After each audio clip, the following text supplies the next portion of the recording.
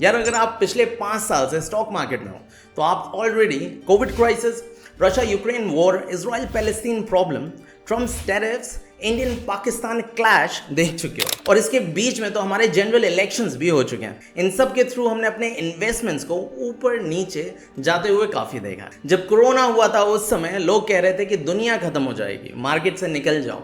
लेकिन हुआ क्या? जिन लोगों ने उस समय पैसा लगाया हुआ था उन्होंने अंधाधुंध पैसा कमाया। वैसे ही हर क्राइसिस में होता है, नेगेटिव सेंटिमेंट्स के काले घने बादल आ जाते हैं और फिर हमें लगता है भाई अब निकल लेना चाहिए यहाँ से। लेकिन stock market bounce back strongly और हम देखते रह जाते हैं। तो दोस्तों अब हमारे सामने एक और चैलेंज है, ट्रम्प्स 50% टैरिफ जो 2 हिस्सों में आ गया है। पहला 7 अगस्त को 25% इंप्लीमेंट हो चुका है और दूसरा 25% ड्यू है 27 अगस्त। मतलब हमारे पास अभी कुछ दिन है जिसके बीच में बहुत सारे स्पेकुलेशंस होंगे और मार्केट विल रिमेन वॉलेटाइल। अब क्वेश्चन ये है कि ये कुछ दिनों की विंडो हमारे पास अपॉर्चुनिटी की तरह है या मार्केट एक्चुअली डीप करेक्शन लेने वाला है। इसको समझाने के लिए लेट्स सी दिस चार्ट। ये है विक्स का चार्ट। VIX stands for volatility index.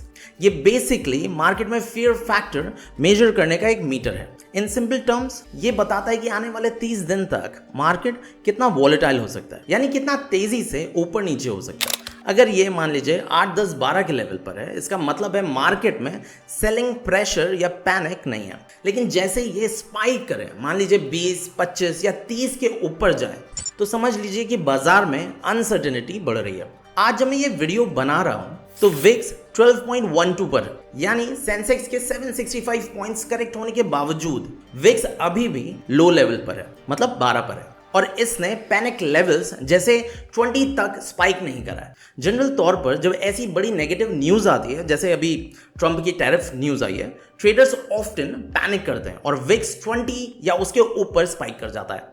लेकिन अभी ऐसा नहीं हो रहा है। शायद प्रोफेशनल ट्रेडर्स को इस मूव की ऑलरेडी एक्सपेक्टेशंस थी, इसलिए विक्स स्टेबल है। उसके अलावा भी लोगों को शायद अभी ट्रम्प की जो स्ट्रैटेजीज हैं वो प्रेडिक्टेबल लगने लगी हैं कि आउट ऑफ ईगो और व्हाटएवर रीजन ये स्काई रॉकेटिंग टैरिफ्स लगाते हैं, फिर नीचे लेवल पर नेगोशिएट कर लेते हैं, जैसे इन्होंने कई बार चाइना के साथ कर रखा है। 2019 में भी किया था और अभी भी किया था। और यही सोच शायद ट्रेडर्स की इस समय लग रही है, तभी ट्रेडर्स इतना पैनिक नहीं कर रहे, बिकॉज उन्हें भी लग रहा है कि ट्रम्प की ये tariff strategy long term game नहीं है, थोड़े दिनों बाद ये नेगोशिएट हो जाएगी। मतलब इतना कोई स्ट्रक्चर्ड प्रॉब्लम नहीं है कि पैसा पुल बैक करके निकल लिया जाए। तो चलिए मार्केट सेंटिमेंट्स को समझने के लिए थोड़ा समझते हैं, अगर इंडिया रशिया से क्रूड ऑयल खरीदना बंद कर दे तो हमें क्या नुकसान होगा। जब रशिया यूक्रेन वॉर स्टार्ट हुआ था तो अमेरिका ने रशिया पर हैवी सैंक्शन लगाए थे, जिस वजह से यूरोप ने रशिया से ऑयल खरीदना बंद कर दिया था। अब आप ही सोचिए, अगर किसी प्रोडक्ट की डिमांड ही गिर जाए तो उसके दाम तो अपने आप ही नीचे आ जाते हैं। ऐसा ही रशियन क्रूड ऑयल के साथ हुआ और इस पर्टिकुलर सिचुएशन का फायदा इंडिया और चाइना ने रशियन ऑयल को सस्ते दामों में खरीद कर उठाया। इंडिया ने न केवल क्रूड ऑयल खरीद कर कंज्यूम किया, बल्कि उसे बड़ी क्वांटिटी में रिफाइन करके यूरोप और अमेरिका को बेचना चालू कर दिया, जिससे भारत ने अच्छा खासा प्रॉफिट कमाया। रिपोर्ट्स के अनुसार रशिया इंडिया का टॉप क्रूड ऑयल सप्लायर बन गया।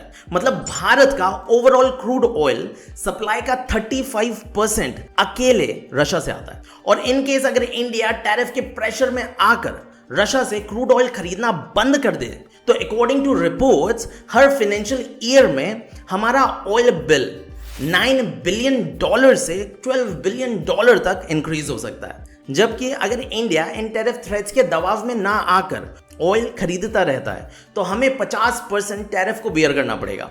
मतलब अगर किसी प्रोडक्ट की वैल्यू 100 रुपये है तो वो बढ़कर 150 रुपये हो जाएगी, जो कि हमारे एक्सपोर्टर्स के लिए सही नहीं होगा और वो इन एक्सेसिव रेट्स के साथ कंपीट नहीं कर पाएंगे, क्योंकि दूसरे कंट्रीज जैसे बांग्लादेश, वियतनाम बहुत कम दामों में प्रोडक्ट्स को प्रोवाइड करा देंगे। So this situation is pretty dicey. तो दोस्तों ये तो समझ लिया कि इंडिया पर इन टैरिफ्स का क्या असर होगा, लेकिन अभी ये समझना बाकी है कि क्या यूएसए इंडिया को इस तरह से कट ऑफ करना बेयर कर पाएगा इन द लॉन्ग रन। इसका सीधा आंसर है नहीं। इसको समझने के लिए हमें अमेरिका का चाइना के लिए पर्सपेक्टिव समझना पड़ेगा। चाइना हर एरिया में इस समय अमेरिका को इक्वली टक्कर दे रहा है। अमेरिका क्या, पूरी दुनिया चाइना +1 पॉलिसी पर काम कर रही है।